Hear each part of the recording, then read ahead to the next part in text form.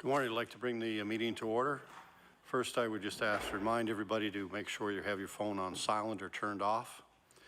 And we will start this morning by introducing our members, and we'll start with Mr. Ramey. Thank you, Mr. Chair. Good morning, folks, and welcome. Gary Ramey, MLA Lunenburg West. Good morning, Matt Wynot, MLA Hammonds Plains Upper Sackville. Brian Scabar, Cumberland North. Good morning, Clary McKinnon, MLA Pictou East. Good morning and welcome, Howard Epstein, MLA for Halifax, Shubucto. Karen Casey, MLA Colchester North. Alan McMaster, MLA for Inverness. Chuck Porter, MLA for Hants West. Terry Spicer, Assistant Auditor General. Shopta Point, Auditor General. Alan Lowe, Senior Advisor, School Board Relations, Department. Frank Dunn, Associate Deputy Minister, Department of Education and Early Childhood Development. I'd like to welcome our guests this morning, and we'll start off with a presentation from the department, if we could please. Mr. Dunn. Thank you, Mr. Chair. Good morning, Chair, members. First of all, I'd like to extend our Deputy Minister, Carol Olson's regrets. She couldn't be here this morning. She's a chair of a national committee, and she's out in Alberta this morning, so I'll be filling in for her. Dr. Lowe has introduced himself, and I will be forwarding most of the questions this morning to him because he's had a lot of experience in homeschooling and has done a fair bit of research in that area. So a few comments though. Every child in Nova Scotia has the right to a free public education. And there are approximately 120,500 students or children studying in public schools in Nova Scotia this year. Under the Education Act, parents can also have their children attend a private school or teach their child themselves at home. There are approximately 850 children in the province who are receiving their education at home. The province does not provide funding to parents to homeschool their children. There are many reasons why a child receives homeschooling. Often it is because of philological or religious reasons. Courts have ruled that parents have a right under the Charter of Rights and Freedoms to determine the method of education they want for their children, and that method follows the parents' religious and philosophical convictions. Here in Nova Scotia, we want every child to get a high-quality education so they can reach their potential and fulfill their aspirations. The parents' right to educate their children is balanced against every child's right to a good education. Therefore, the Education Act puts a duty on parents who want to homeschool their children to register with the department each year and outline the program of study. The program of study may be a commercially available program, corresponding courses, or a program developed by a parent. The province does not provide a homeschooling curriculum package, but we do provide access to our curriculum outcomes, guidelines, and their corresponding studies available for children in grades 7 to 12. Parents must also report the progress of their students each year, or each June, sorry. How the parent assesses the child is up to the family. It's important to note at this point that students studying at home are not required to participate in provincial, national, or international testing. When the Auditor General delivered his report last November, he made 12 recommendations about homeschooling. We have begun implementing some of the recommendations. For example, we are developing a robust system to track key data such as registration, receipt of progress reports, and transition of students between the public system and homeschooling. Those are the type of short-term actions we can do right away to address the Auditor General's recommendations. But addressing some of the recommendations will require a bit more time and discussion. Therefore, a longer-term strategy will be developed over the coming year. This strategy will include developing a new policy framework to address the following. the current legal context in Canada related to homeschooling, mechanisms to assess educational programs, required supports to parents, for parents to develop study programs for their children, and the role of local schools and school boards with respect to students who are being homeschooled. The new strategy may also need legislative changes to be implemented. This longer-term strategy cannot be developed without consultation with families of homeschooled children and other stakeholders. We plan to begin these consultations in the coming months. That concludes my opening remarks, Mr. Chair, and we're free for questions. Thank you very much. We'll start with Ms. Casey, and you have 20 minutes. Thank you, Mr. Chair, and thank you to both Frank and Alan for coming to respond to our questions. My question, first of all, would be recognizing that we have between 800 and 900 students who are being homeschooled, and recognizing that those students may have as many as 800 or 900 different curriculums or programs that they're following. What discussion has there been at the department as to how it may be practical to collect the data that you're suggesting you will be collecting? Mr. Lowe? Yes, thank you. It is quite a volume, as you have said, and that is one of the points of discussion that we want to have in consultation with the parents in our public hearings. Different provinces have tried different strategies. Some of them have individual schools as being the cooperating school, in which the school would do some of the monitoring of the program and giving help in developing them, and also in evaluating the success of the students. Others have left it at the school board level, and some have left it at the ministry level.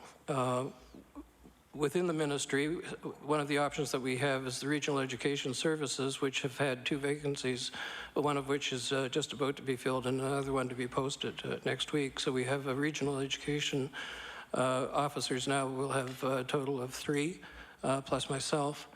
And we think that might be an option that we can present to the parents as a possibility.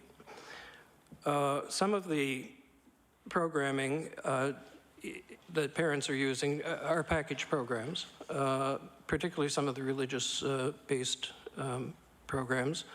And some of them are not religiously based, but they're for specifically for homeschooling, and they have their own outlines, and so we can deal with those in a more systematic way. They also have their own evaluation instruments for that, and what we're doing is we'll have a close look at those to see how far they are able to indicate to us how the children are doing. Thank you. My next question, Mr. Chair. With respect to the individual parents and their rights, and the fact that they are delivering a program and my understanding are having great successes with their programs. My question is, have there been concerns raised at the department about the well-being of the homeschooled students and the achievement or lack of achievement of outcomes for those students?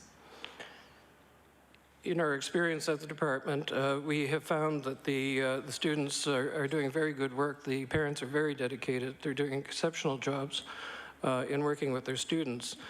Occasionally, we have concerns when there's an indication that the student has special needs.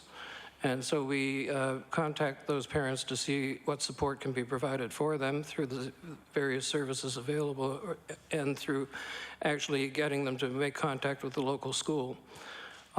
It is an option in Nova Scotia for homeschooled students to still have a connection with the school if the school agrees. In the regulations and in the Act, it's up to the school board and the school the degree of cooperation.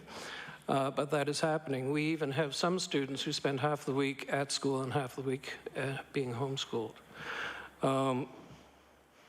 there is a concern that some parents who are new at this may not have all the support that they would like to have. And that was one of the observations of the Auditor General, that some of our materials are quite complex. Even our everyday public school teachers have been indicating there are too many outcomes, which I know you are well aware of. Heard that before. And so we'll be looking to have a simplified version of the outcomes down to the, if I dare say it, the essential outcomes, the bare essential outcomes, in the context of the broader overall objectives of homeschooling. But to your question of whether we have great concerns, the answer is no. And some of the correspondence I've been getting from homeschooling parents about the Auditor General's report is that the concern that the report addresses, that there might be children out there not receiving a proper education or a good education or the best education that they could have, the home parents say, homeschooling, you're addressing the wrong group. You should be addressing the group of parents who aren't sending their children to school and who aren't registered in either a private school or homeschooling. In other words, truant. And that is a separate problem. And in the report, there was a mention, and it's one that we've been looking at, working with the health department, because the health department has more complete records, we believe, on the school-aged children population in each area. But due to privacy concerns, all we can access there is numbers. So we'll start with that. We'll analyze the number of students who are school-aged and how many we can account for as either being enrolled in the private schools, the public schools, and the homeschooling, and to see if there's a gap there of how many children are not addressed. And those are the students who really, under all the laws in the country, are really not having their right to have an education, and they're the ones that we think we might be also suggesting, apart from homeschooling, some legislation to address that problem. Thank you. If I could go back to get you to clarify, perhaps in the beginning you talked about there have been some concerns brought to your attention. What would the frequency of that be? Like, how are we talking single-digit numbers? Are we talking low double-digit? Low double-digit. And these would be concerns that have brought to your attention at the department that there may be children whose academic needs are not being met. Would that be fair? Or special needs, looking for supports? Can you be more specific? Yes. The concerns sometimes come from the parents themselves, who indicate they have special needs and that they've, had access to the IWK and so on, but they're wondering what else they should be doing. If the child has autism, we make sure that they're put in contact with the autism network in the province and have access to some of the school services. A continuing one, and it hasn't been announced formally what the mechanism is yet, but we've been working with the health department to provide speech pathology for homeschooled children. Under the legislation as it currently stands, speech pathology services are available to children up to school entry age, and then after school entry, it's all through the schools. And so it's a kind of catch-22 for it has been a catch-22 for the parents who are homeschooling. And so that's one of the areas that we are addressing with health. Sometimes the school calls, and how should I put it? There's a developing conflict between the school and the family, and so they call to see if they can pull the children out of school and start to homeschooling, and that's not really a very sound basis many times to begin a homeschooling career. And so what we do in those cases, we try to mediate between the schools and contact the school board to see if there are alternative placements and that kind of thing. And generally, we've had success with that.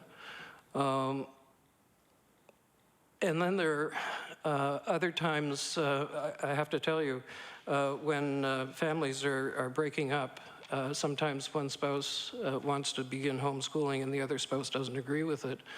And then you get into the arguments back and forth on that. The legislation is worded in the singular. doesn't require both parents. And so then we have to sort out with the lawyers who has the final custody in respect to the determining the education. Thank you. It would sound to me then that based on your response, that parents do come to the department looking for assistance or support, and the department is able to provide that, or at least guide the parents in the right direction. That does not appear to me to be a problem with homeschooling or a problem with the response that the department is giving to the homeschooling. So I'm trying to narrow it down to the numbers of situations where either the parent is not providing appropriate programming or the department doesn't know whether they are or not. Would those be the areas that the Auditor General appears to be trying to address? Yes. I shouldn't speak for the Auditor General, but part of their concern is that they are unable to determine from the evidence that they had to look at how many there may be, because the evaluation reports are not standard. It's more a description of it's more anecdotal of what the parents have done, what the students have done. And so personally in my own working experience, I guess in the last 3 years, there are only 2 students that I really was concerned about, and I actually got the school to start making contact with the parents again. Thank you. Next question. There is provision within the Act for the minister to terminate a parent's right to homeschool. Yes. Has that happened? No. Certainly not in my connection with the homeschool program, and I have nothing in the records to indicate that has ever happened. Okay. It's a very drastic action when you consider the Canadian Charter of Rights and Freedoms. That would be my thought as well. Next question. Recognizing, as I said, that there may be between 800 and 900 at any given time, yeah. And the human resources that would be required in order to do the follow-up with those, what thoughts does the department have about additional human resources to provide that data that you need to have recorded? Thank you. First of all, we're looking to have a better software system. A part of the difficulty with the old software system that we have now is it does not archive. And so after the current year, everything goes into paper records, which was one of the frustrations for the audit.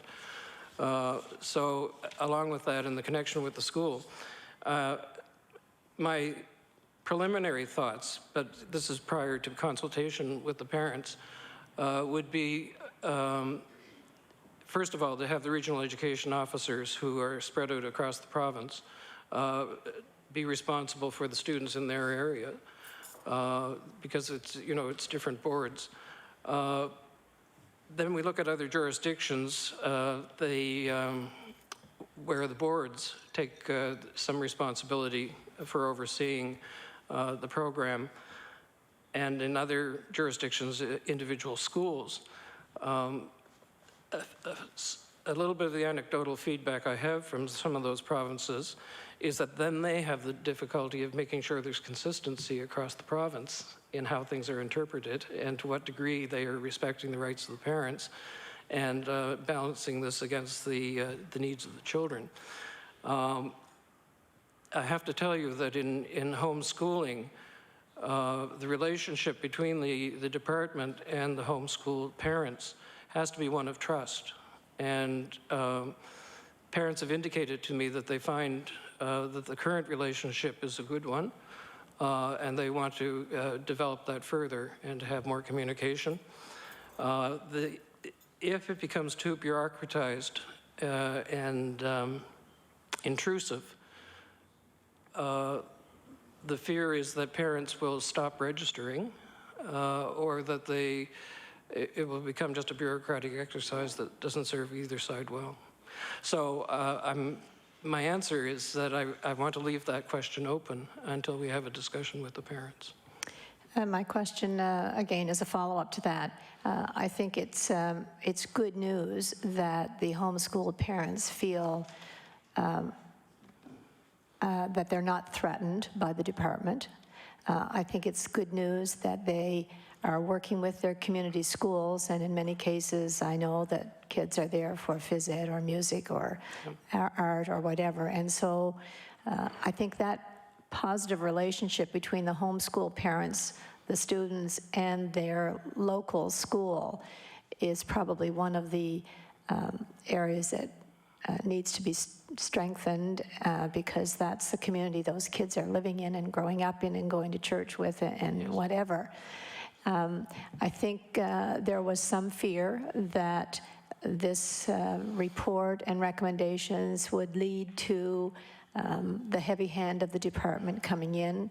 And I have sensed in my conversations with many parents that that will do more to harm the relationship than it will to strengthen it.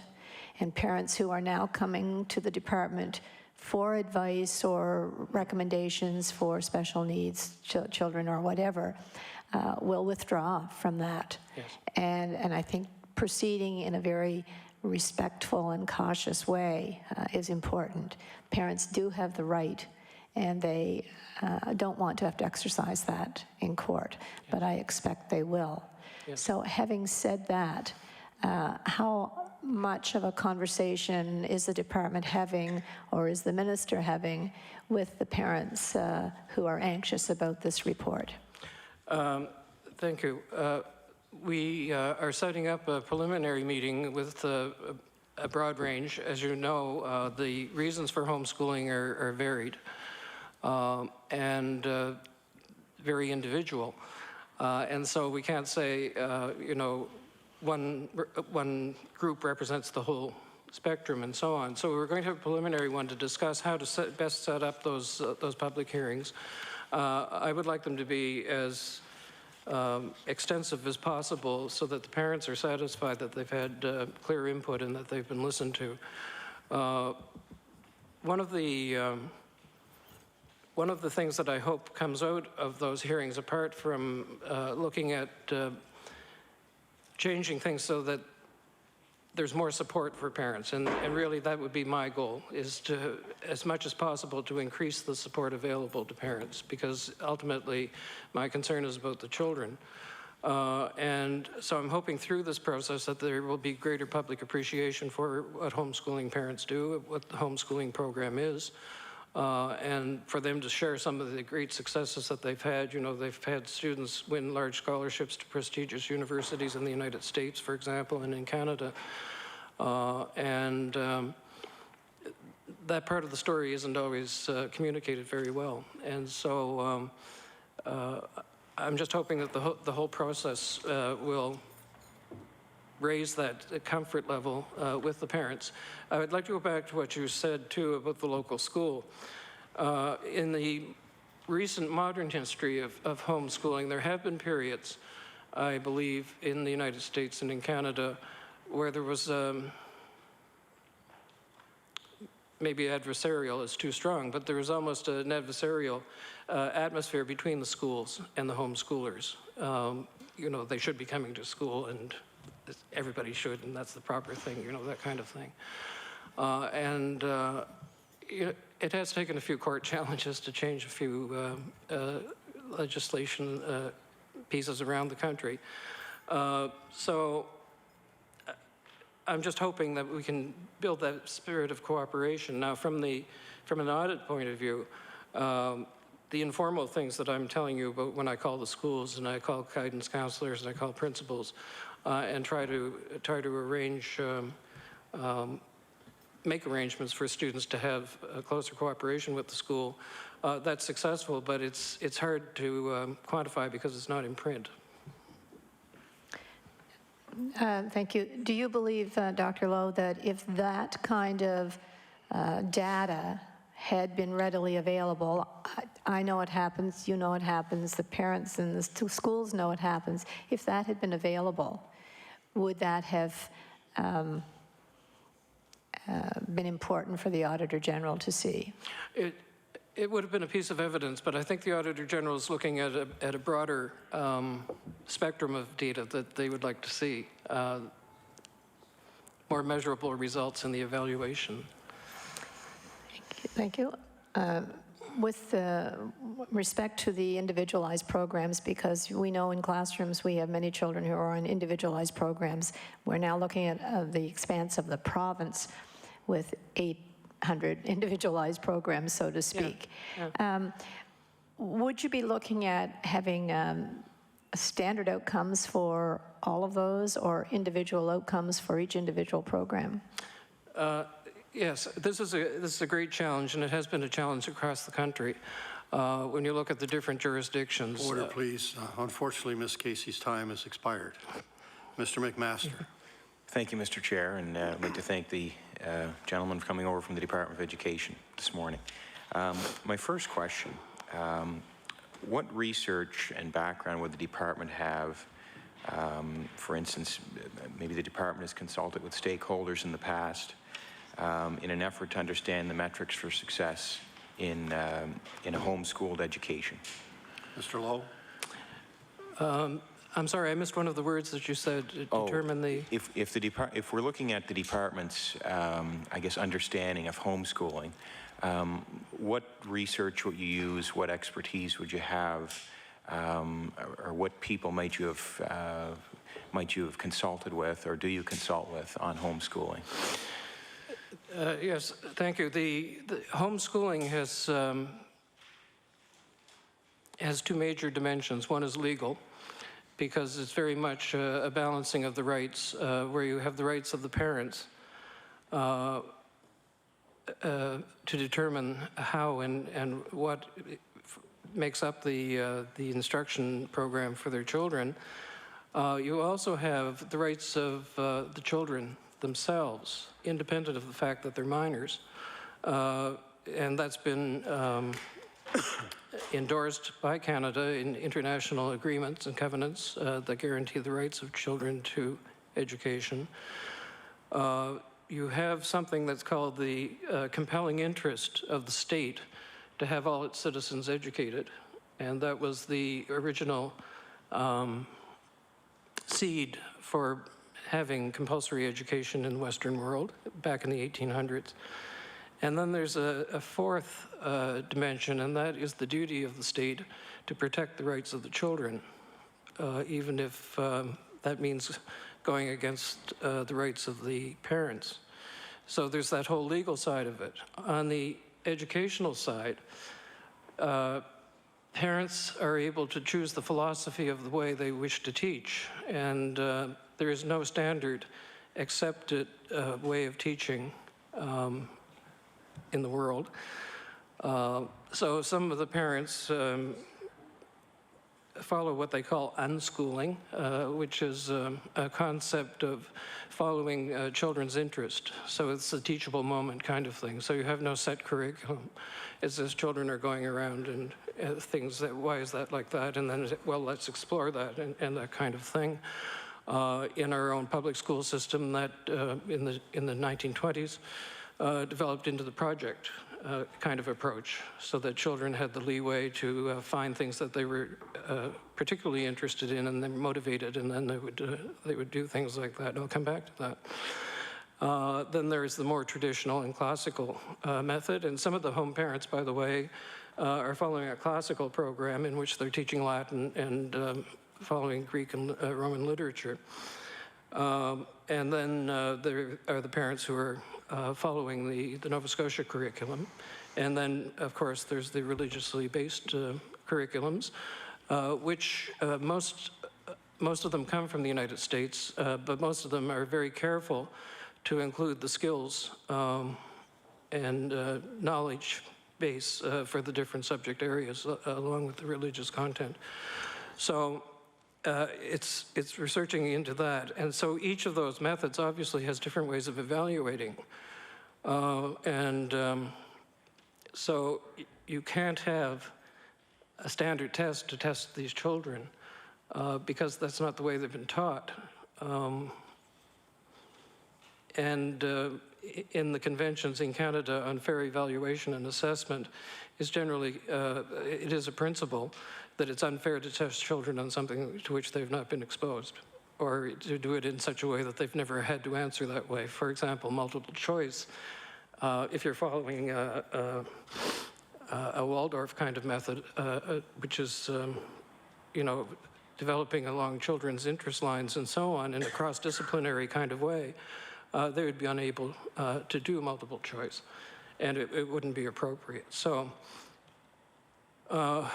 when you look at that, then, what I've been doing is looking across the country, and all provinces, in trying to deal with having these individualized programs and yet having a standard, they've used concepts such as, what are the broad areas that we would expect by the end of high school that students would have? And I think in the notes that I sent to you, I put our essential graduation outcomes, and those are the different areas, the aesthetics and the computation and all of that kind of thing.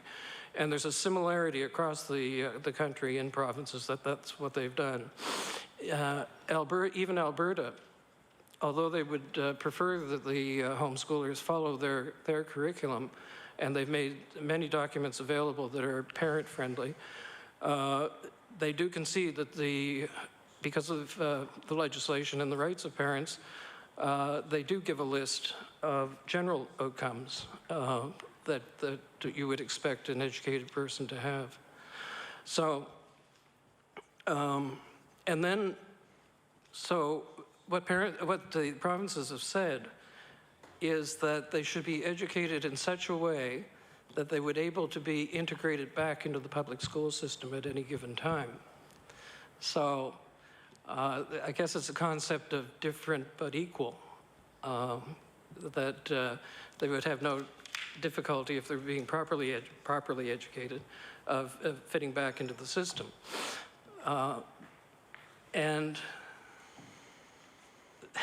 I mean, that's a very complex thing to say. In the old days, it would have been easier because they'd be working at a grade 2 level, a grade 3 level, and that's the grade you put them in. That's not how schools work. We have schools in the public school system, all our schools, where we have inclusive education, and we have children working at different grade levels in the same grade, and developing at different speeds and abilities different. So you also have language that says that they're appropriately educated according to their individual abilities.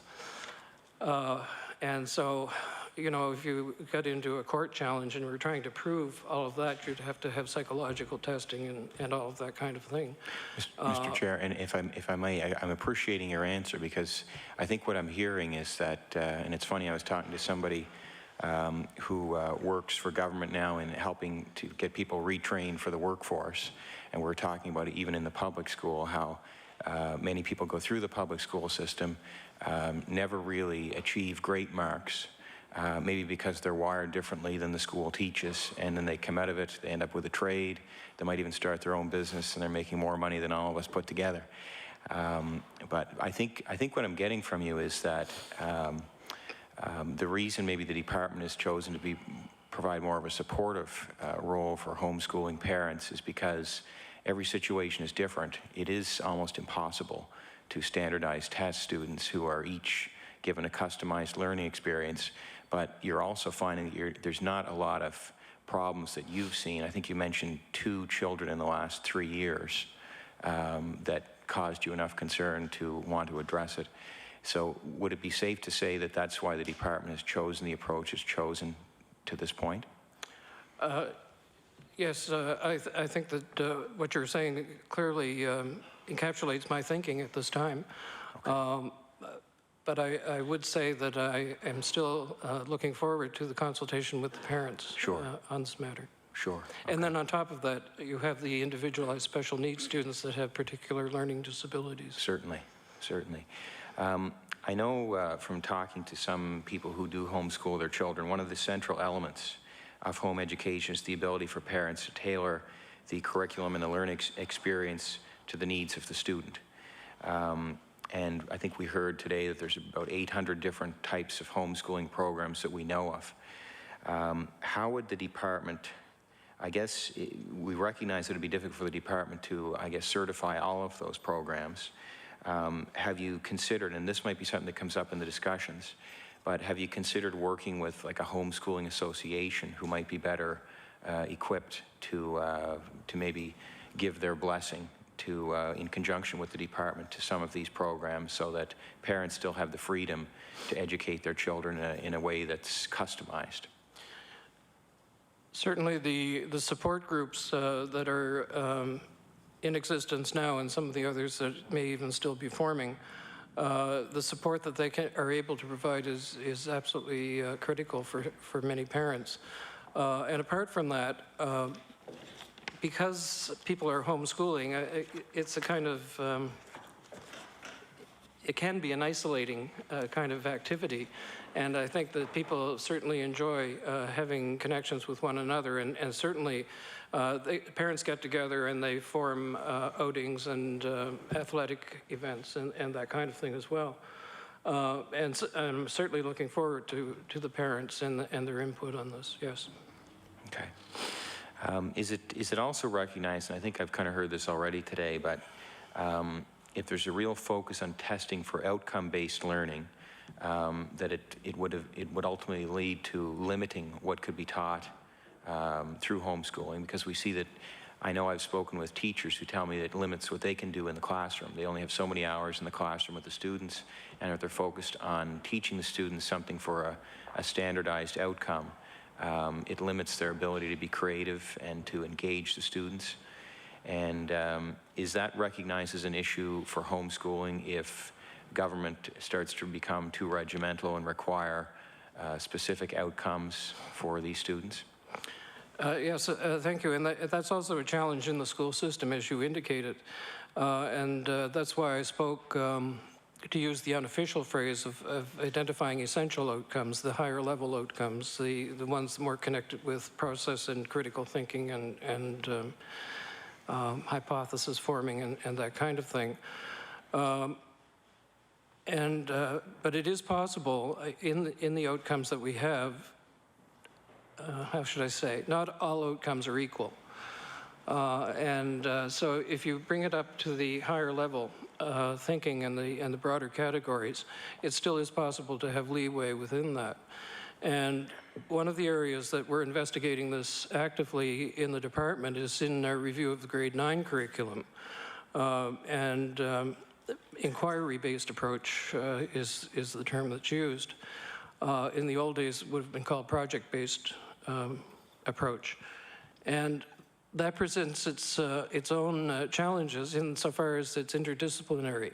And so one of the schools, for example, did a study of food in their neighborhood.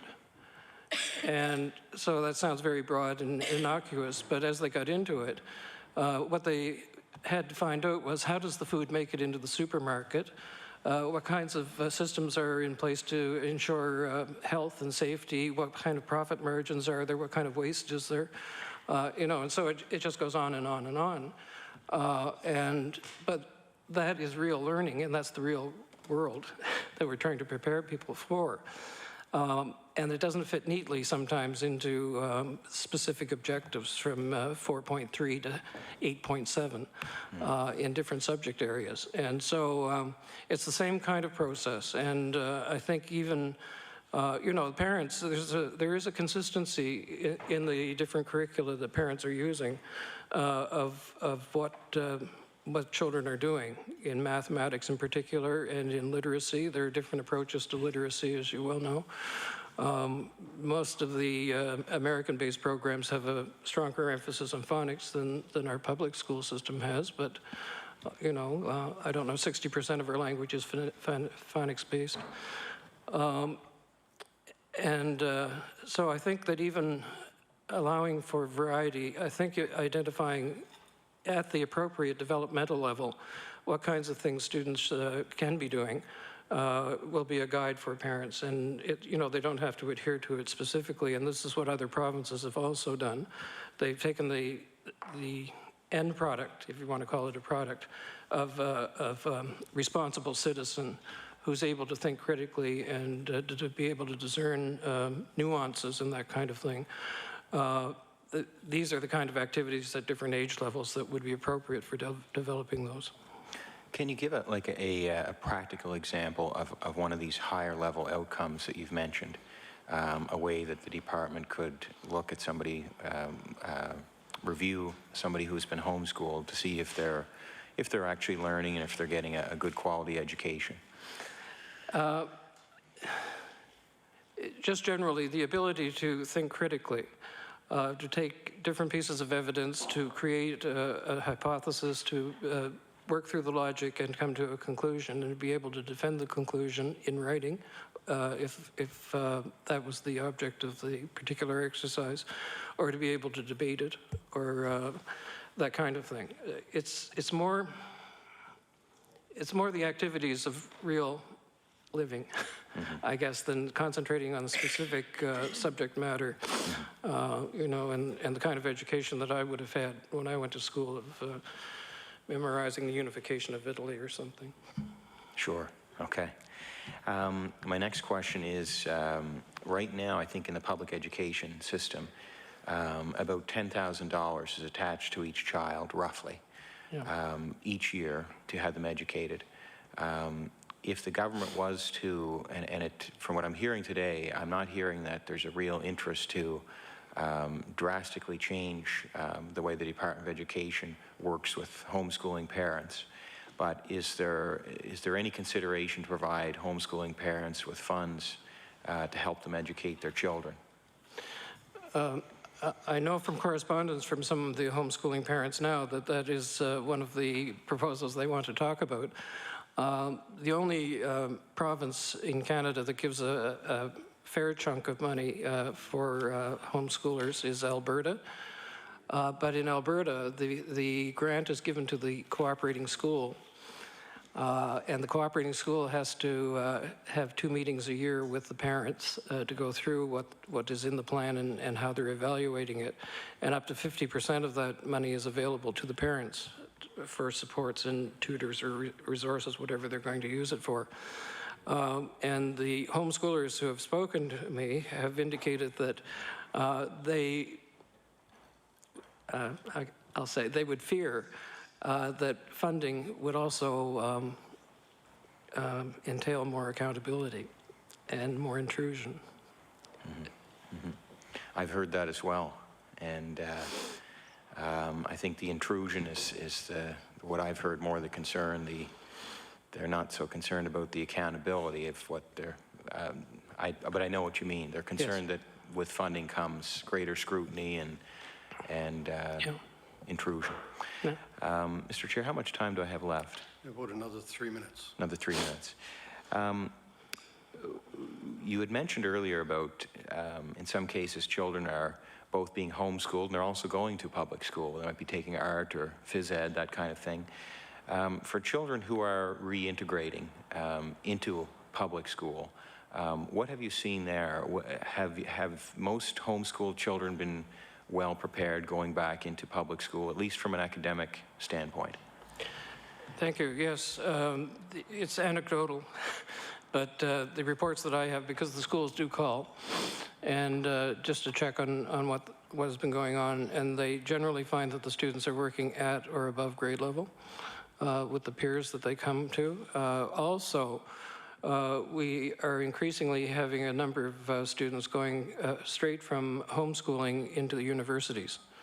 And some universities are ahead of others in being prepared of how to figure out whether they're eligible, and some have their own placement tests, and some they write and they ask for the records, the homeschool records that we keep on file, and we indicate that they're parent assessments and so on, but they indicate that they find that useful.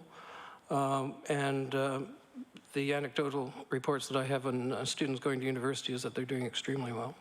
Okay. And when homeschooled children are going back into a public school setting and getting reintegrated, what kind of processes are in place to look after that or to integrate? Well, that again is up to the parents, and so we advise them to go early in the spring or in May, whatever spring is in Nova Scotia, and to meet with the guidance counselors or to meet with the principal and to talk about and actually to have the student come and visit the school. Sometimes the students find that that's not the school they'd like to go to. I just had a call the other day where the student has decided that he'd rather be in the IB program in going back to high school, and so he's in conversation with the guidance counselor at that school. Okay. And they seem quite eager to have him, so. Good, good. What about the consultation that's coming up? Can you give us a little bit of information on when that's happening and what it's going to look like? Well, as I say, I'm going to have a preliminary meeting with a group, a sample, I guess, of homeschool parents to talk about how to have the consultation. Because what I don't want to have is have it too unstructured and not too overstructured, and so I'd like to have input from them first. It's my plan to have those... Order, please. Unfortunately, Mr. McMaster's time has expired. Mr. McKinnon. Thank you very much, Mr. Chair. I'm wondering about the response that the department got from the Auditor General's report. I know at a constituency level I had some concerns. Was the response significant? Mr. Lowe? Yes. I had a meeting at the time the report came out with, and just invited some homeschool parents. I guess there would be about 60. And so they did express some of their concerns. I guess one thing that they would say generally is that they felt that the report implied that there was something wrong with the majority of homeschooling in the province. And they said, but that's not true. And the concern that we have that there might be children out there who aren't receiving a proper education, they said that's not us. So why are we being drawn into that discussion when, you know, there are a whole group of people out there who are not even sending their children to school and not registering. And so they didn't like that kind of association being placed next to them. They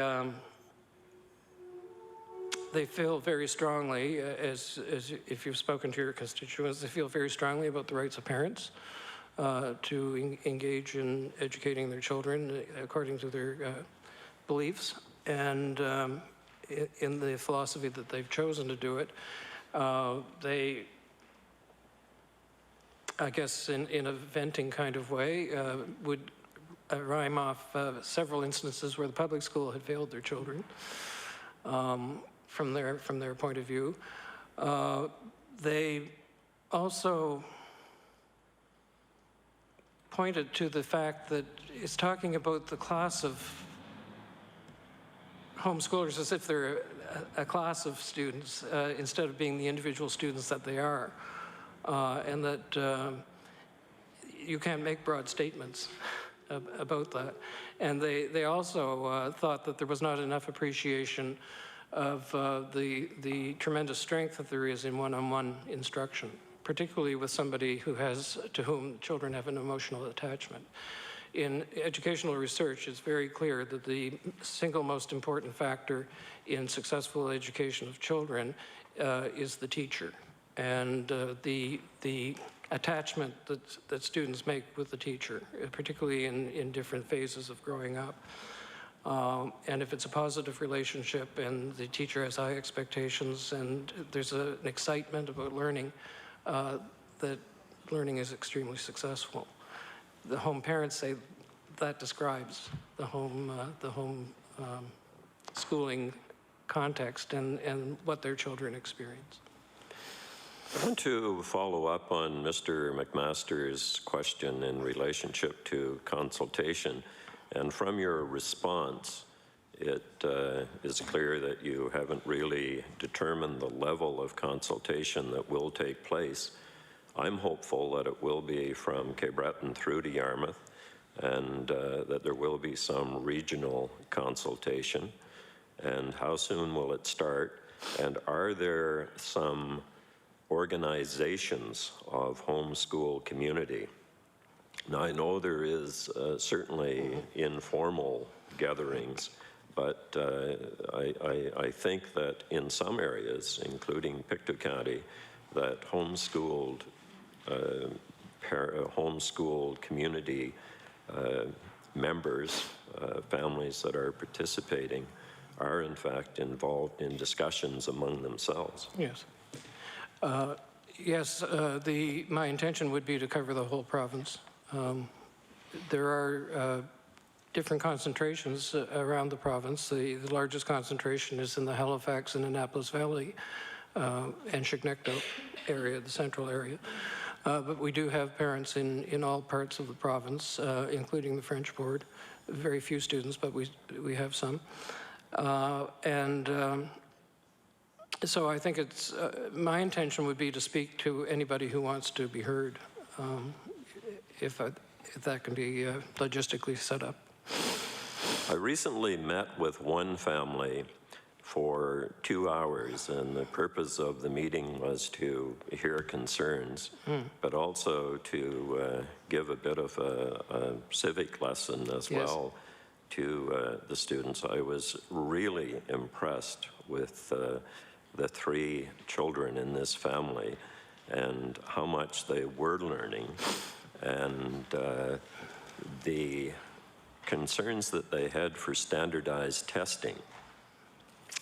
I'm not a big fan of standardized testing, certainly not a fan of some IQ testing that used to take place years ago. Some of the smartest people in the land, Newfoundlanders, used to test way below the national average, and that was in St. John's and the towns, and even less so in the outports. And when standardized testing, I remember one question in relationship to the boy who climbed the water tower to overcome his fear of heights. And none of the outport kids knew anything about a water tower, had no idea how high one may be or anything else, right? Yes. So standardized testing is a concern that exists out there in the homeschool community. And I'm wondering, some provinces are just not involved in real monitoring at all. British Columbia, for example, is a totally hands-off province. Can you go on perhaps a little about this in some detail? Yes, thank you. About standardized testing, the limitations of standardized testing have been well documented, and particularly the older IQ tests that were culturally biased and experientially slanted towards urban living are well documented. The other thing that I had mentioned earlier, that no kind of test is appropriate if it isn't congruent with and consistent with the curriculum that has been taught and the methods used to teach it. There have been in recent times standardized tests in the sense that they measure basic knowledge, and they're not designed for mass, large group. They're designed for individual. But even these have their limitations, and they're relatively restricted in my experience in what they cover. So whatever comes out of these consultations, I can pretty well give assurance that it won't be a standardized test. It's interesting that none of the provinces in Canada make it mandatory for those students to take their provincial tests. Even, if I dare say, even Alberta doesn't make it mandatory. The tests are available to students on a voluntary basis, but they're not mandatory. But as you say, British Columbia is hands-off. It makes it say BC is, if I just read in the handout that I gave you, full responsibility of the parent.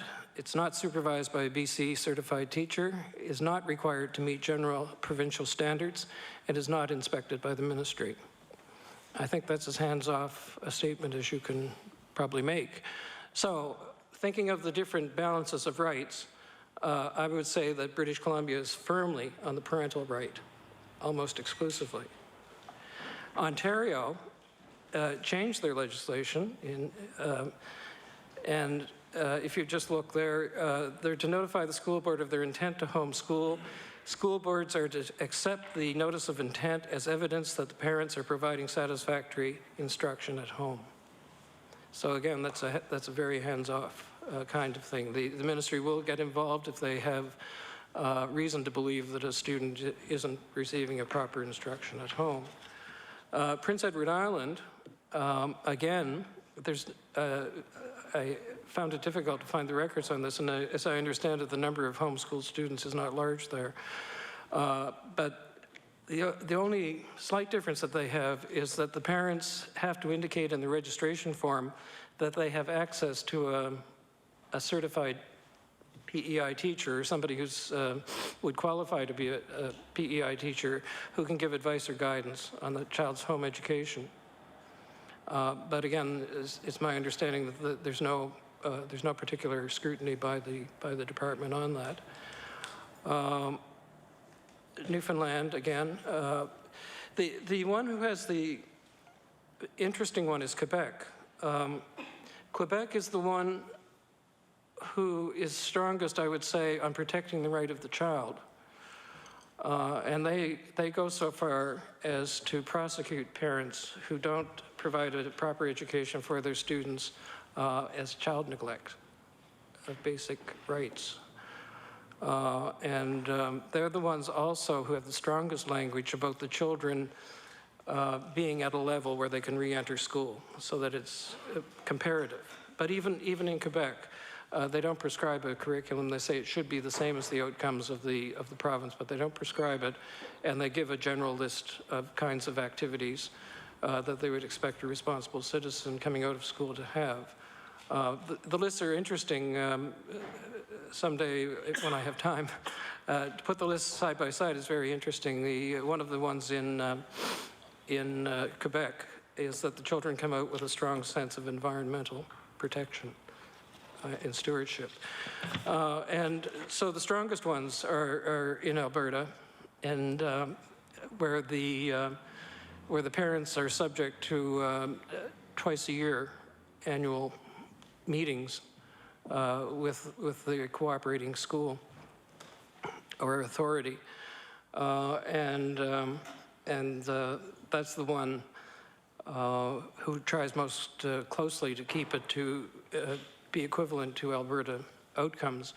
But even in Alberta, they do give a list of general outcomes and not specific ones. Manitoba is almost the same as ours. Would you say that we are sort of somewhere between the Alberta model and the British Columbia model? Yes, absolutely. Yes. I understand that Prince Edward Island will actually allow textbooks to go out to those being homeschooled at a cost of $50. I guess it's $50 per textbook. Or maybe it's multiple, I'm not sure, but they do have a system over there where you can in fact get textbooks, and it's totally refundable when the textbooks come back. Do we do any of that? That's correct, what you say, and that is an area that we will be exploring in the consultations. We do it informally. The schools will provide the textbooks if they have it, but I think that it's worthwhile exploring to do that here, because our concern is for the students, and the students have a right to free education. And therefore, if we would like them to, as much as possible, follow the outcomes and expectations that we have in the public school system, it seems logical to me, following that the outcomes of logic, that we would provide those textbooks free of charge at maybe a refundable deposit. In this province, are there any what you might call, I guess the best word I can think of is hybrid systems where someone may attend a few classes and also be homeschooled to take something within the school system? Is that Yes. possible in this province? Yes, it is. And that's another topic for discussion with the parents. As it stands now, it depends on the school or on the school board how they delegate the decision making. But generally, schools are able to have part-time attendance and the students at home for the rest of the time. In some cases, it can be up to even 3 days a week and 2 days not. And particularly with children who have, I don't want to label children, but children who are find it difficult to be in a confined space for a long time, the schools are eager to cooperate in those arrangements. And there are some particular challenges where the parents are really quite expert in working with the children, and the schools welcome that expertise, and they make arrangements to have a proportion of the time at home and proportion at school. Some of them, as Ms. Casey has indicated, are, a concern. This is a myth, but it's raised sometimes that the children who are homeschooled don't socialize. And my experience is that that is not true. But parents very often will enroll the students with cooperation of the school in phys ed programs, in art programs, in music programs. I don't know how public I should say it, but some parents would like the children also to have access to the sports teams. But that's another question. But certainly it's worked out very well. The students integrate in the class quite naturally, and the parents report that it's a very positive experience. When we had lighthouses in this province that were being manned or personed, and islands on which people used to live full-time, there were many students around the province who were in fact homeschooled and went on to excel in university and in life, in all aspects of life, in all professions. And I'm wondering what the experience is today of those who are homeschooled and go on to university. Now, I know some personal experiences or people that I know of that are still excelling after being homeschooled to a great degree. Yes. It's all anecdotal in my experience, but the anecdotal experiences that I have is that the students are extremely successful because in homeschooling, they're not only learning the curriculum that's there, they are really learning to be thinkers and to be critical thinkers and to be self-motivated and to figure out how things can be related to one another. And so they're true learners, what we would aspire for all our students to be. And that when they hit university, they find it not a challenge, but they find it almost liberating that they have this freedom to go further and further and to specialize in different areas. The other thing about homeschooling is that, people often bring up about special needs, but special needs also includes the end of the spectrum of bordering on genius. And there are examples in the province of students who are working in high school math who are still elementary age, and those kind of things. And when parents call me about that, I try to get them to go and speak to the subject resource person at the school boards to see what kinds of arrangements can be made eventually for their early entry into university to take courses. Typically it's math and that kind of thing. So, the students who have great abilities, and there are, another one comes to mind a few years ago who wrote the SATs in grade 10 and got right in the top 5% of scores. So.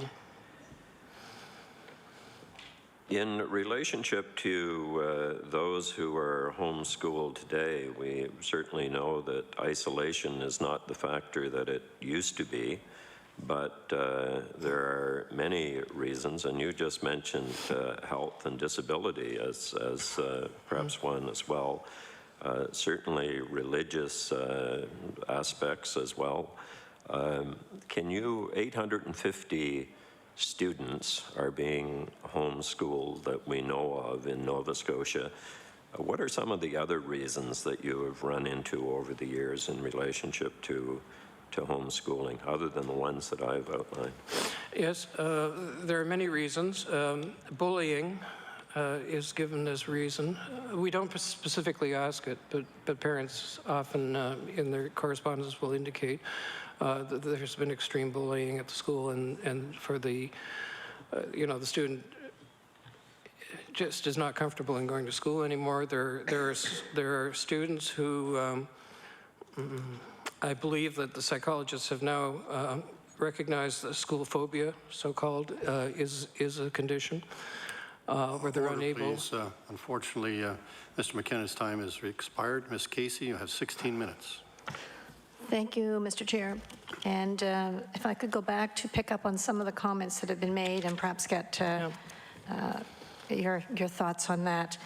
I do want to say on behalf of the homeschool parents that I've met with and that have written to me and emailed me and so on,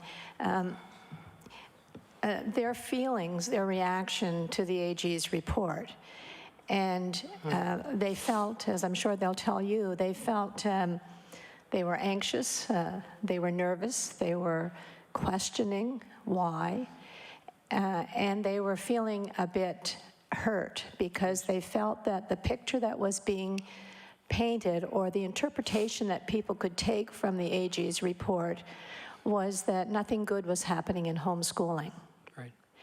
And so I'm hoping, and I believe you will, be compassionate with them in understanding how they felt. Yes.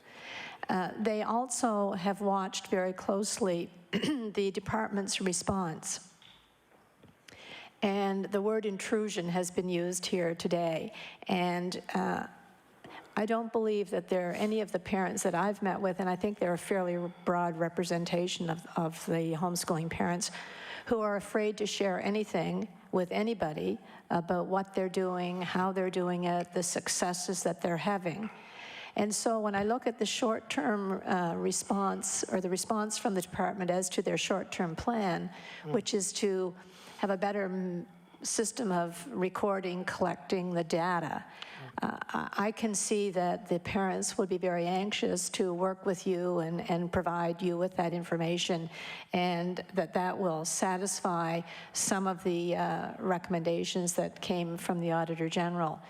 But I do think the long-term approach is one where we have to be cautious that we don't bring back those same fears of anxiety and the thought that everyone is now, everyone being the general public, looking at homeschooling and perhaps not in a positive light. And so the long term is probably where that sense of department support for homeschooling parents and programs can be strongest. I want to talk a little bit about, or ask a question a little bit about the whole funding issue, because that is a double-edged sword, as you know, because we do not provide any funding, public dollars, for homeschooling at this point.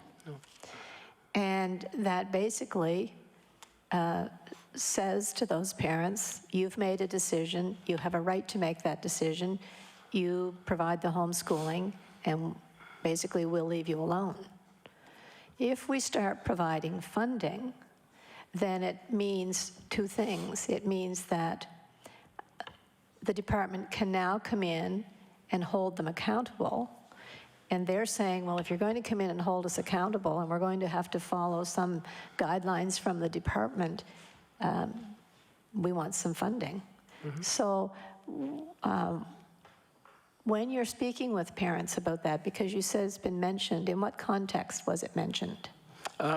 It very much was in the context that you're now speaking. Some parents have indicated that they would like more funding and more support, because some of them are using packaged programs, if I can call them that, and they're not cheap. And then it's other parents who have said to them, but wait, with more funding can come more strings, I guess if you want to call it that, and more accountability. The two don't have to be that way. I mean, in one of the provinces, it's not a large amount of funding, but what the province does is it gives $250 per student to a school that registers a homeschooled student. And the idea is not so much surveillance, I guess, if you want to use that word. It's more to provide support, to have a teacher available, a teacher who's sympathetic to homeschooling, who's available to work with parents, and to just have general discussions with them about the plan and about how the evaluation and how things are going. To me,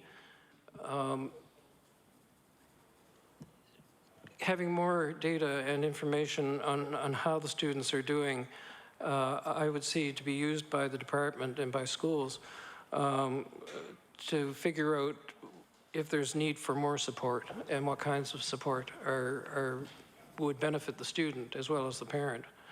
You know, sometimes parents will begin homeschooling at an early grade, and then as the students get older and the curriculum is more complex, they say, I'm not sure if I'm able to do this. And so then we talk about things like, well, correspondence courses are available, tutors are a possibility, and even enrolling in individual courses is a possibility. So, but I can certainly understand the apprehension of parents that working more closely with a school, if that was the method, might result in more, I don't know what to call it, more interference perhaps in their autonomy to determine the course. So I can certainly understand that, but where I'm coming from, it's really to determine if more support is needed, no matter what kind, whether it's more resources, whether it's specialist support, or whether the parents really should begin to look for outside assistance if it's getting beyond what they feel comfortable in teaching. Thank you. If I could follow up on something you said there about in one model is to provide some funding to the community or the neighborhood school. And, you know, I think the situations where we have good relationships between the family, students, and the cooperating school are probably some of the most successful ones we have. That doesn't take away the independence of the parents, but it does give them access, I believe, to a number of the supports that you've talked about. I guess my question is, what efforts does the department make now, or have made in the past, to ensure that all homeschooling parents are aware of those supports? Do homeschooling parents know that if they might need access to a tutor, that they can work through a contact person at the department? How broad based is that knowledge about what supports parents can access? Yeah, the knowledge is not broad-based because largely what we're talking about are informal at the present time, and that's what I'm hoping will come out in the conversations of what other kind of support structures can we have more formally available that parents are aware of. Now, the support groups, the homeschooler support groups that we have in the province, already are able to give a lot of information to parents who are looking for tutors and that kind of thing. But I guess what I'm talking about is a more formalized understanding of what kinds of resources schools, for example, textbooks, and that kind of thing. When it comes to special education, that's a more complex discussion because of the high demand in the public school already for those services, and the model that we have in Nova Scotia that requires a program planning team, to come up with the model, and so parents who are homeschooling, that's an area they wouldn't want to get into because of the autonomy that they now have. The speech pathology is an example, maybe, of a direction that we can go in, where we have our partner departments providing some services. But these are early stages for that discussion at the moment. With respect to transition back and appropriate grade placement when students make the transition back, have you had any concerns brought to you by parents who, or from the receiving school, who say, we just can't agree on the grade placement for this child? I've never had that comment made to me. I have very few, but I have had a few times where the parents have indicated that tried to reintegrate and he's not ready for it or she's not ready for it at the moment. And later they do integrate. Choosing the right time to do it, the right grade level. But I haven't actually had any comments come back to me where the school felt the student wasn't prepared appropriately for the grade level they were going back into. It's the school in the legislation who determines the placement. And generally they've worked out very well. I would think that where families have had a close working relationship with the school leading up to, when they get to the point where they may want to make that full transition, it's probably going to be easier than if they have not been familiar with the school, with the staff at all. So I guess that goes back to encouraging that relationship that I'm not sure all homeschool parents know even exists for them. Yes, and I think it also requires work on our part to talk to schools about that, because it hasn't been part of the regular communications that we've had with schools about.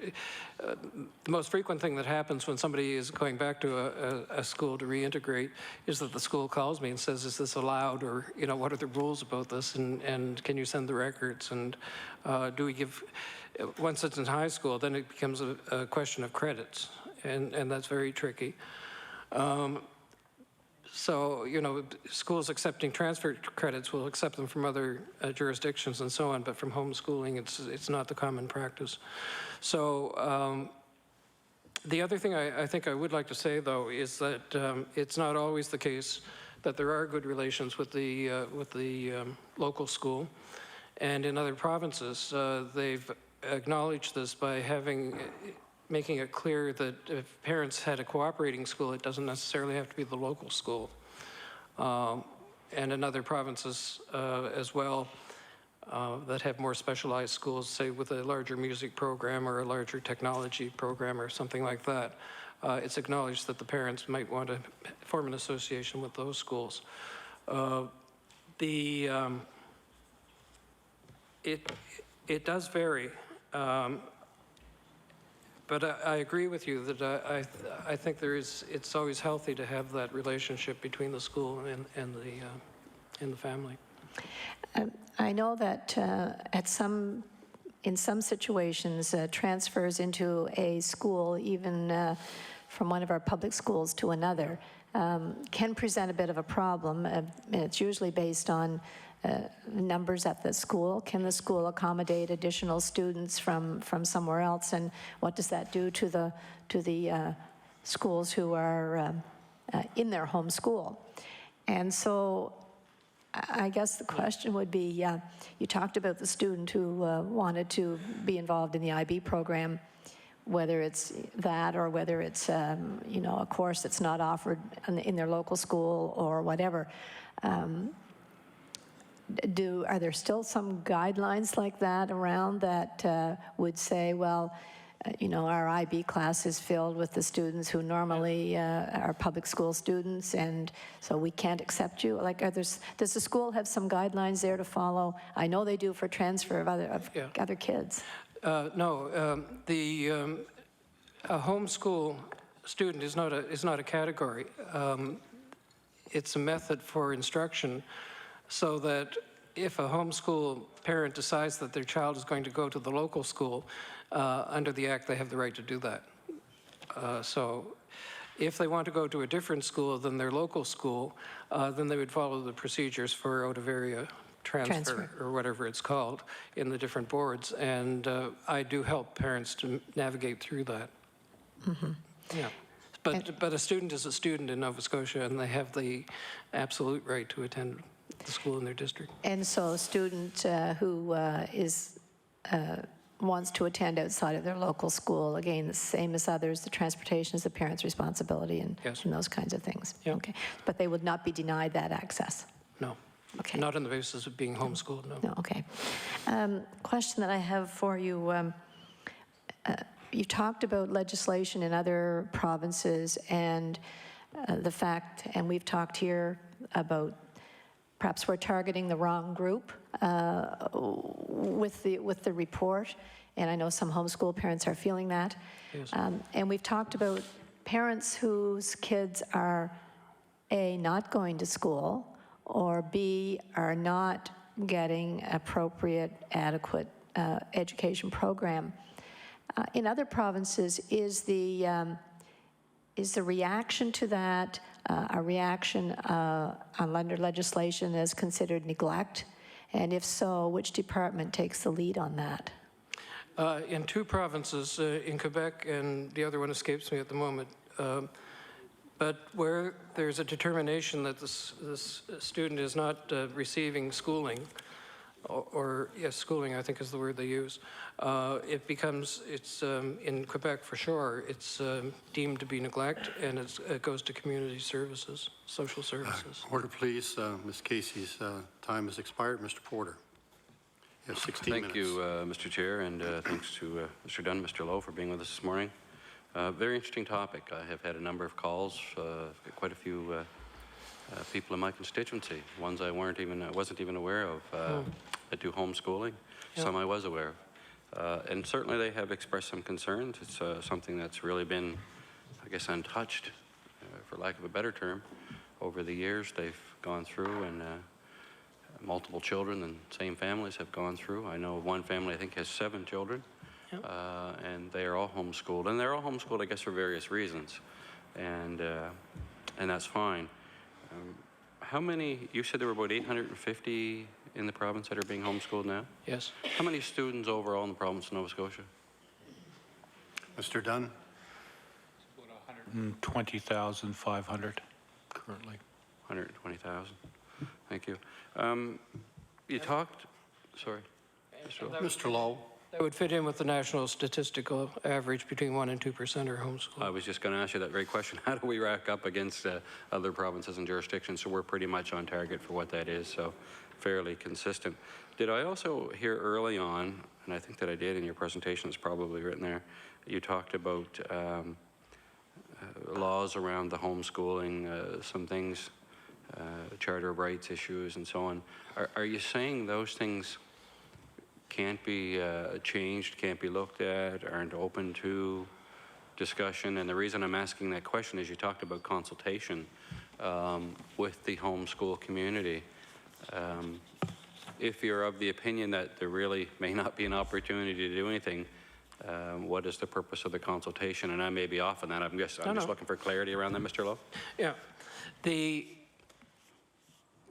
legal framework, as I understand it, I'm not a lawyer, but the legal framework, as I understand it, really is still, there's still work to be done in finding the balance of the parental right, the child's right, and the the state's compelling interest, it's called in the courts, or the state's duty to protect children at the other extreme. It is finding that balance, and nobody has come up with the perfect solution. As I was saying, in those jurisdictions where they have individual schools as being a cooperating school and what have you, they then have trouble with consistency of application and understanding of what's going on here and what the oversight of the cooperating school is meant to be. There's still a need to have a discussion with parents to see from, they have their focus, and it's their children. Their rights are being looked after. Their rights are being looked after, and they're not sure why it should be a concern of them to worry about the states, the state over a compelling interest being looked after. So they're saying it's almost like whole class punishment in a way. I didn't do it, so why am I being punished by being more restricted in what I'm doing? So it really is to come to a positive understanding of what this is. And so, for example, the requirement to present a plan at the beginning of the year, which all provinces are now requiring, except BC and Ontario, is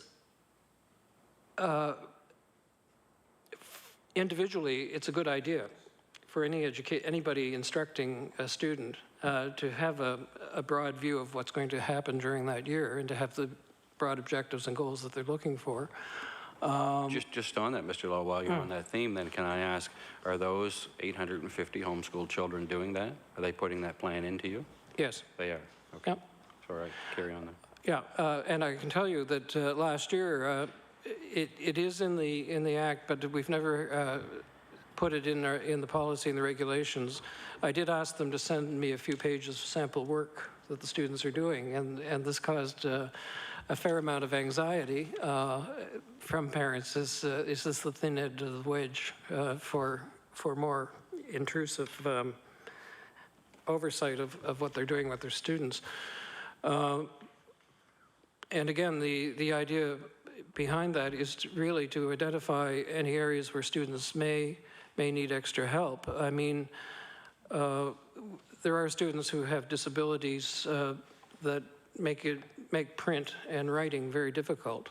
And so if that's what's apparent, then to have a conversation with the parent about what other strategies are they using. I mean, this happens in the school too.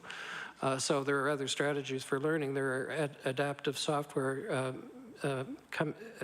programs coming out all the time that they may not be aware of, and that kind of thing. So the idea behind it is support. And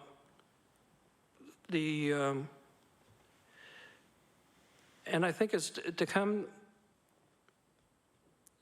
to agreed solutions that satisfy, a monitoring that there isn't something going, off the rails somewhere on the one hand, and being a positive experience for the student and for the parents. And I can tell you that there are some parents who joyfully, and please don't send any more, is my feeling, who share everything that they're doing with their children, and I get packages like that and that kind of thing, and it's a delight to read. But okay, I don't want to cut you off, but I've only got a few minutes, and I've got a few other questions I want to ask, and I appreciate your detailed answers. From start to finish here now, there's a decision made at some point. Are the homeschool children starting their education as well at the 4 or 5-year-old? Does that vary? Or you're shaking your head, yes, I'm going to assume that's a yes, they start. So can you just take me through very quickly? I know that you can give a long, detailed answer if I really want you to. I don't want you to, but just in summary, a short one if you would. And again, I appreciate the answers, but I'm limited in time. Yeah. Start to finish, these folks that are going through the homeschool program, their level of education and how they go on to post-secondary. There are some children who are homeschooled their entire school career, starting at age 5. They have the same entry age as public school. Parents only have to send reports in up to age 16, which is compulsory school attendance in Nova Scotia. Many continue on past age 16 until the students complete grade 12 equivalent. And at that point, parents do different things. They sometimes will write the American SATs, the college entrance exams, and the anecdotal reports back on that is they do exceedingly well.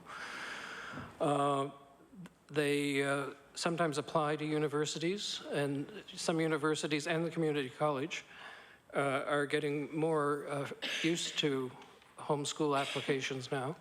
And the registrars will write and ask for the copies of what we have on file of what the students have done over the years. And then they make their own determinations. Some universities have developed their own placement exercises or tests, whatever you want to call them. And again, the anecdotal feedback that I have from that, these students are doing very well on those. As you know, some of our universities are also doing English placement tests for public school graduates. So these children that are going through the homeschool program, every year that child, there's a record, goes into the department, there's a registration. Is there a number that you think are not registered or that we're of? You talked early on today about maybe you're not 100% sure of how many children are out there, how many are not in school. Based on health records, I think you mentioned as well, and your inability to cross-reference maybe those numbers? Yep. And again, I don't want to relate this to homeschooling because the homeschoolers are... No, nor do I. I'm talking schooling in general here, just to be very clear. To be very clear, we do have a problem. School boards have reported the problem. School boards have attendance committees, and they become aware of families where the students are not being sent to school. They're being kept home to look after younger siblings and that kind of thing. Is there a number there, though? I guess we don't have the numbers, and that's why.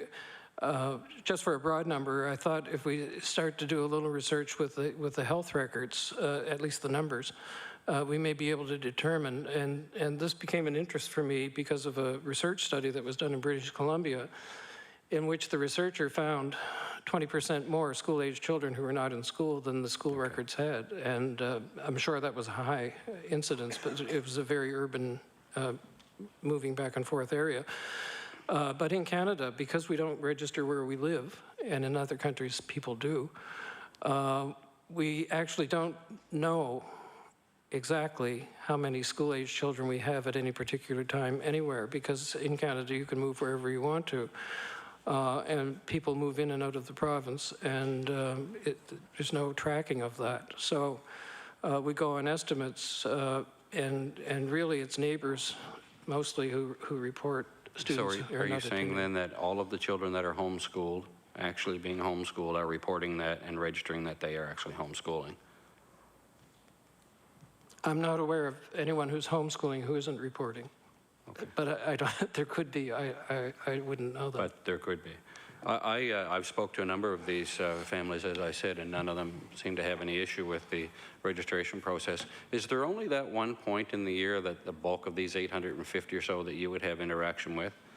You know, at the end of the year, I guess, or the end of their 16 years, what's next? They come in, they register in September or sometime prior to that we're starting again. I have 1, 2, 5, whatever it might be, homeschool children. What's the follow-up throughout the year? You talked a few minutes ago about I wrote it down, a regional educational officer. Is this in place now, and are these the folks that are dealing with these children at home, or? No, the assignment for homeschooling is assigned to the regional education officer for Halifax, Chignecto, and that position has been vacant for the last 2 years, so I've been doing it. But the... You're doing the entire province then, basically? Yes. Okay. How many, I'm looking forward to sharing it. Let's go back to how many of you should there be, and I think this gets down to more of the detail, maybe what we're looking at here, and the need to have some interaction. How many should there be of you? And you can only answer that, I think, given the amount of work you're probably doing. Yeah, that's hard to say. I mean, I'm basing that on call volume, interaction that you're currently having, maybe that you feel is appropriate to have. Yeah, I can't quantify that, and I wouldn't want to until I have more discussion with the parents about the type of interaction they want. I know that I feel that I'm not able to answer all the inquiries that I'm now getting. I bet you're not. So, but I'm thinking that 3 regional would be better able to address that. I would make one comment just for the interest of people, that the statistical average of the families who are homeschooled, they have more children than the average family in Nova Scotia. So it's not unusual for me to get an application that would have 6 children. I'm not surprised by that, knowing some of the families that I know. You're correct. Yes. They are large families, actually, in comparison to maybe some others. But Right. so there's just yourself at the present time. Certainly there is... With administrative help. With the administrative ability to do that. Do you know when the consultation will begin? You know, a serious consultation with... Yes. With the home and school body, or not the home and school body, the homeschool children and their families, and will you touch base and consult with all 850 of those, given that the number, relatively speaking, with the amount of children in this province is small? Yes, my intention within the next, actually I had set a date of April the 10th, but I now have to change it. So it's within the next few weeks that I'll have my preliminary meeting, and then I'd like to schedule the rest of the meetings in May and June. How will you do that? What's that, you say in a meeting, are you talking bringing everybody into one meeting type of thing, or have you got some other idea by way of what does consultation really mean, I guess is my question. Right, no, my intention would be to have regional meetings. Regional meetings. How much time do you see that taking? Are you looking at, you know, I mean, there's only you, I'm going back to this, and there's a reason for that. How much time do you see that taking, in all fairness, Mr. Lowe? You know, to give it what it needs to have, to come out with the appropriate policies going forward, if there are new policies? I would see spending a minimum of 1 day in each region of the province. And breaking down the 850, how many, and you can just do Cape Breton, Central West if you want, and Northern, how many, are they pretty much equal across the board, or are they, the numbers vary drastically? The concentration of students is in Halifax, the whole Halifax region. Chignecto and the Valley is very active, and the Valley has different support groups in the Valley. So they, you know, you have a combination of organized and independent. So that would be the vast majority are there. Cape Breton has fewer, and the Strait has fewer in those particular regions. Just based on the total population, basically, then it stands to reason where the numbers are higher. Yeah. How much time do I have left, Mr. Chair? You have less than 1 minute. Less than 1 minute. Well, I guess I'll just say with that, in talking to the people that I spoke with, the ones that have called me, certainly expressing their concerns about changes, but at the same time, these folks have all been very open-minded and want the best that they can possibly have when it comes to the education for their children. And I think that they'll look forward to having the opportunity to offer some solid input with regards to the Auditor General's recommendations. And I think they take that seriously. To some degree, some maybe not as serious as others, but anytime you have something like that, you know, it's fairly important when it comes to it's very important when it comes to the education of all of our children, and we want the best for them. So we'll look forward to you being in our region for those sessions. So with that, Mr. Chair, I'd say thank you. Thank you. I welcome if you come. Thank you. I'll be there. Mr. Ramey. Thank you, Mr. Chair, and thank you for coming this morning. You cited a little nugget there about 35 minutes ago about the unification of Italy, something you learned in school.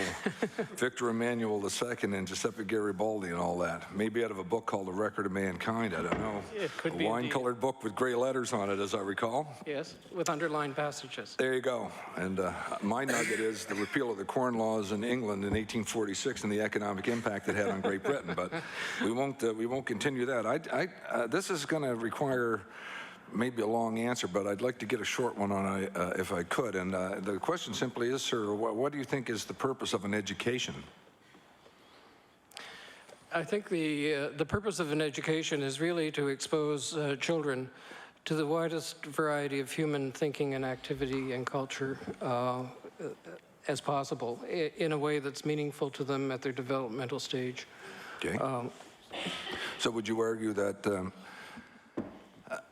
that one of the major factors should be learning how to learn. In other words, becoming an independent learner. Absolutely. I think that that's the most critical and the most useful thing that we can teach children. You know, when you read the futurists about how many jobs that will exist that we don't even know yet. Correct. So anything that we learned, including the repeal of the Corn Laws, may have been a good exercise for the mind, but whether it's transferable is the real test. So would you further argue it doesn't matter how you achieve the goal of learning to learn and become an independent learner, as long as you learn how to do it and you can achieve that and educate yourself once you've done it? Is that correct? Yes, and I think that you know, in the reforms in education over the years, to move away from just the memorization and regurgitation wasn't the best education that we could give. So I think that anything that builds the thinking structure of the mind that has a true knowledge base and not just a short-term memory base in the front of the brain is what will serve the students best. Okay, well, I concur with you on that. Can you do this in bullet points, if you don't mind? Could you just give a very brief historical synopsis of homeschooling in Nova Scotia? Like, did we start from ground zero, and or is it something that came along later? Or? The homeschooling would have been the normal in the early settlers when they came to Nova Scotia. Homeschooling would basically would be all that was available. Sometimes through churches and other groups, different things were set up. But it was in the mid-1800s that Sir Charles Tupper here in Nova Scotia introduced the concept of free schooling in Nova Scotia and eventually in Canada. In 1892, Halifax City introduced compulsory education. And interestingly enough, the concept in the article in the Journal of Nova Scotia Education, available in the archives, had an article published describing the school system that had been set up by Bismarck in Prussia before German unification, and the strict rules that they had, that everybody had to. And interestingly enough, Germany does not have the provision for homeschooling today. And we have some families in Nova Scotia who emigrated to Nova Scotia from Germany so that they could have homeschooling. And that's a phenomenon right across North America. But when they adopted the mandatory schooling in Halifax in the next year in 1893 in Dartmouth, and then 1895 for the whole province, they made it mandatory for students to attend school, but even then, and I'll just quote from the legislation of 1895, that the child in question, this is how you would avoid being prosecuted in court, that the child in question has been educated otherwise than in public or approved private schools, unless such child present a certificate before the supervisor or principal of schools of having passed a satisfactory examination on the grade of work suitable to the child's age and the previous opportunities for receiving an education. And the subjects were reading, spelling, writing, English composition, geography, and arithmetic.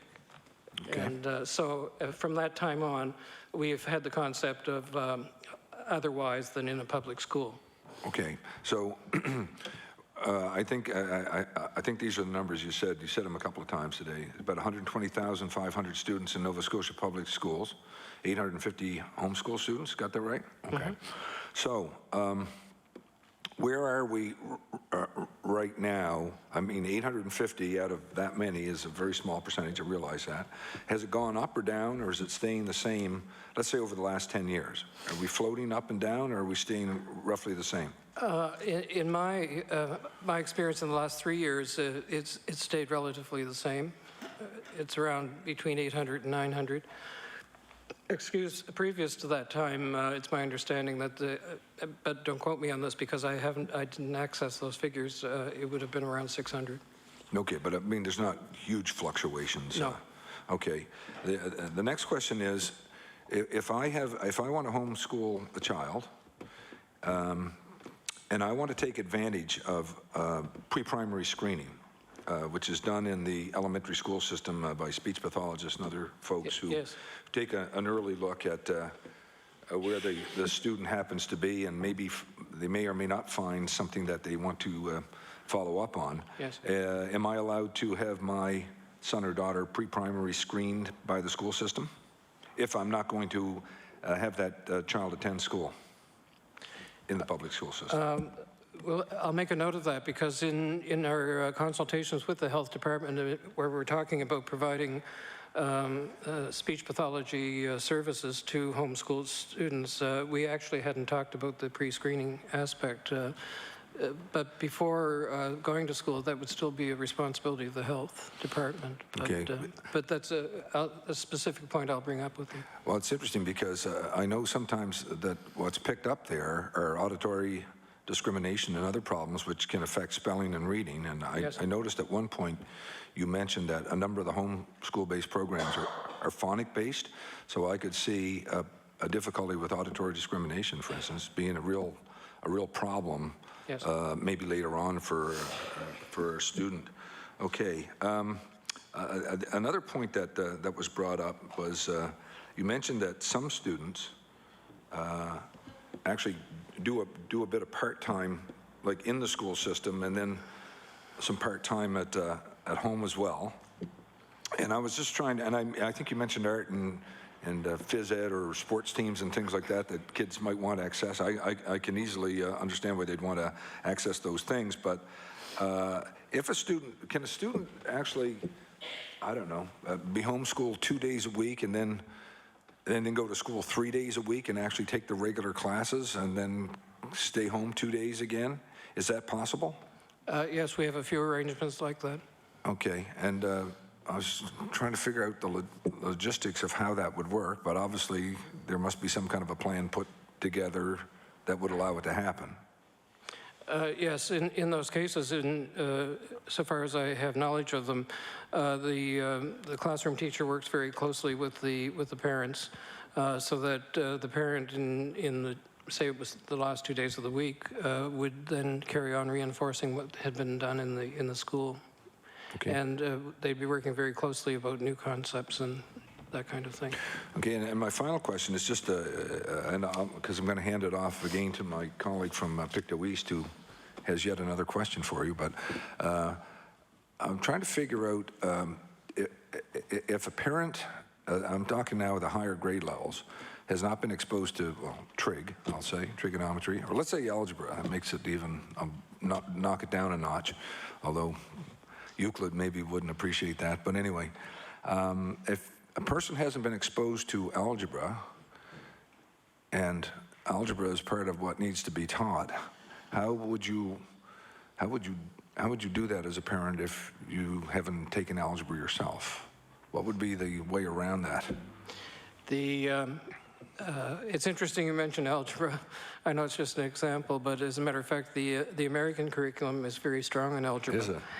But the answer is that correspondence courses are available for parents, and a lot of parents beginning in grade 7, or more typically maybe in grade 9, begin to look at the correspondence route as a help to them. Also, we do make available for parents the possibility of having the outline of the correspondence course so that they can teach it themselves. Mm-hmm. Okay, thank you very much, and I'll turn it over to my colleague from Pictou East, if that's okay with you, Mr. Chair. Mr. McKinnon. Thank you, Mr. Chair. I want to talk about funding for just a couple of moments, if I could. I'll make a statement, and I believe it to be true, but you could fill me in on this because I don't know it to be true. Most parents of homeschooled children are not strong lobbyists for funding. It's my experience that most of them are talking about the flexibility and certainly against certain types of standardized tests and so on. Yeah. Is that true from a funding perspective, or are you lobbied repeatedly for funding? My experience has been the same as yours. I have not had a strong lobby for funding. How many provinces do in fact give funding, or not give, provide funding for students that are being homeschooled, or how many are like us? From my memory, only 2. Thank you.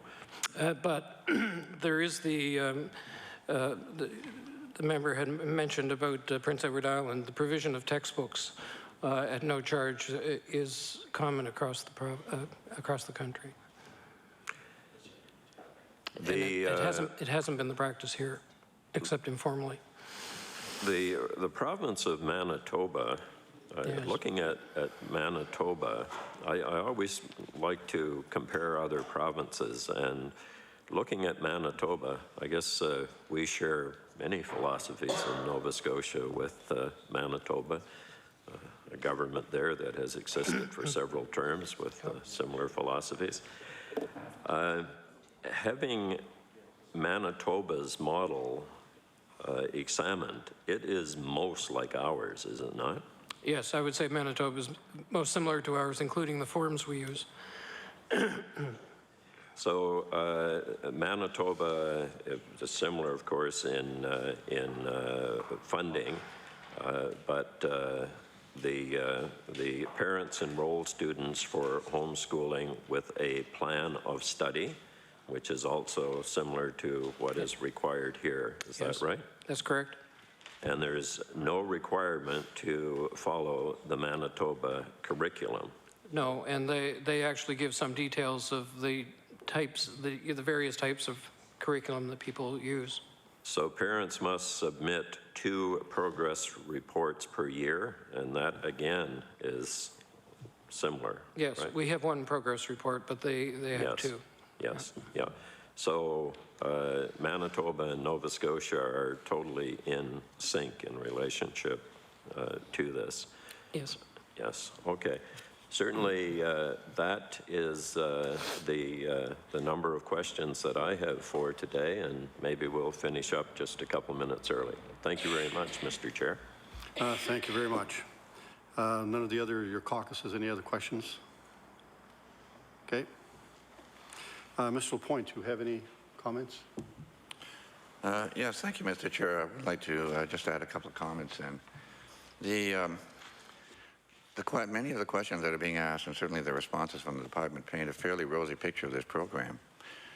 It would appear to be a pretty good program, well run, that protects the rights of parents, and that might need a little tweaking here and there, and I would say that is not the case. This is a seriously flawed program, and our findings were that the program is so under-resourced and the department's approach is so hands-off that in effect it comes close to not existing at all.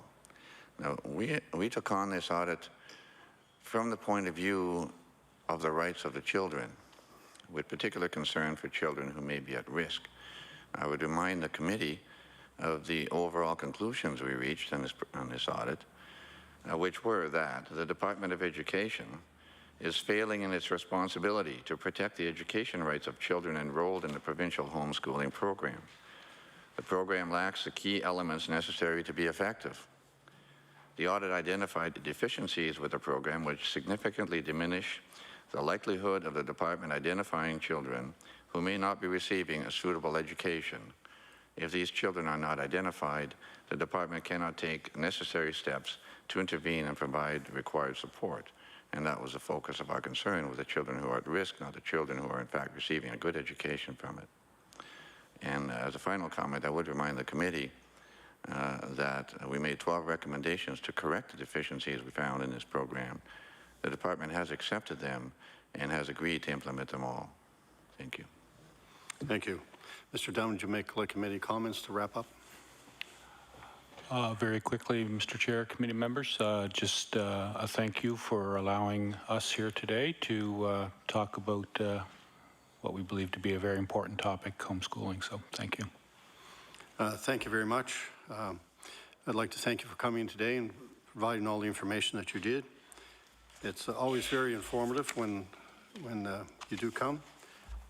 Immediately following this meeting, we're going to have an in-camera briefing regarding our next topic, which will be the Personal Health Information System by the Auditor General from 11 to 11:30.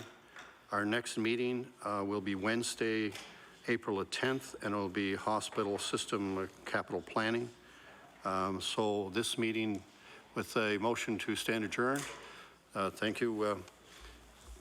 Thank you, Mr. Wynot. We stand adjourned, and we will reconvene at 11 o'clock.